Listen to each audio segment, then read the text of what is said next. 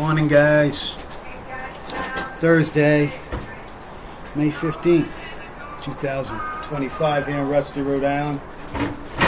So, had this old horn button and kind of wanted to maybe prove a point to Mark's Garage channel that you don't really need to clean the steel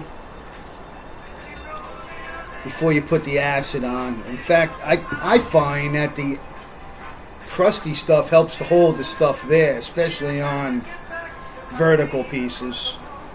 So basically what I do is, with a rubber glove and some acid and a piece of a sponge, apply it, let it dry overnight, and then I'm just out here hitting it with a wire brush, and you could use a wire wheel, obviously, and the stuff is knocking right off. The acid does the work for you. I know it says on the instructions to clean it a little bit, and if there's oil or something like that on it, or grease built up, yeah, you want to get that stuff off. But the rust, it works like a sponge to hold it. So I've just been hitting this, going over it now. This was chrome. You can see the dust coming off. Probably should be wearing a mask, but just see what come off. And it's, if you look, you can see it's still got the black look to it. It was sort of that brownish color before. So now what I would do is I would clean the acid off with baking soda and water. The OSFO is a different product than the acid. You should probably look into the OSFO. You put the OSFO on bare metal and you just leave it there. You don't have to take it off. It protects it. If you take all the metal, all the paint off, and you just got shiny steel and you're going to leave it overnight, you can spray it with OSFO, and it'll keep it from rusting. And then when you're ready to work it, you don't really have to do much to it. You wipe it over. You can wipe it over with some mineral spirits or something, clean it off, and wham, throw your primer on it. So, just a thought. And where you can't wipe it off, it really doesn't matter. You can prime over the OSFO. I don't know. I'm not doing a lot of restoration anymore. I did a guy's truck for him long years ago, man. Wow, it's been over 15 years ago, and that was the last time I really did get all the rust out of something. Even this van truck I'm working on, it's not really a total, because if you go underneath where the battery box was, there's a little rust, but all in all, it's in good shape, and eventually I'll get to it. But I didn't take the fender off and everything else. I basically just washed it out with baking soda and sprayed it with some penetrating oil to stop the rusting. And it's only right under the battery. I don't know, getting off track. Point was that I don't think you have to clean the rust off before you apply the acid. In fact, I think that the crusty rust helps to hold that stuff in place longer. It doesn't all just run down and on flat surfaces. And it sucks in good. Not a lot going on here. It's been heavy thunderstorms this morning.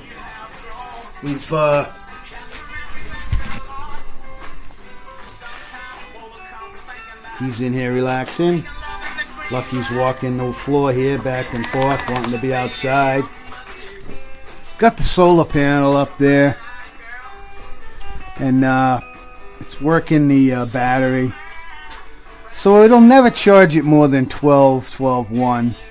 It's not like an alternator that puts out the 14 to get that surface charge. These chargers will only bring that up to 12 volt, but at least it's a full 12. It's charged. I have that inverter just tied in, and I was running the radio off of the inverter. I really don't need to. I can actually hook the 12 volts right here, and that radio will play. But for now, I was just trying out my inverter. That goes in my camper truck when I go on my next vacation, if I ever get one. I got the trailer loaded up outside the door here. I was thinking about going to the scrapyard today, but not going to go through all that mud. I also got to thinking, I'm going to be in that house Monday. I can take any metal that's in that house that I don't need. I know there's going to be loads of stuff in there. Some more solar stuff that the guy left here. This panel's pretty cool here. This is something you would take with you. And you can charge your cell phone. Let's just open it up. It's camo and everything. But it's just a group of solar panels. Then you plug this into your phone. And so if you're outside, you can keep your phone charged. Lay that on the dashboard, whatever you're doing. I don't know. Stuff I don't need. And probably just going to donate it up at the flea market. There's I got friends at the flea market here, and I'll take it over there and I'll just give it to them, see if they can get some money for it. That's one piece, and here's a panel that can plug into your what's that plug?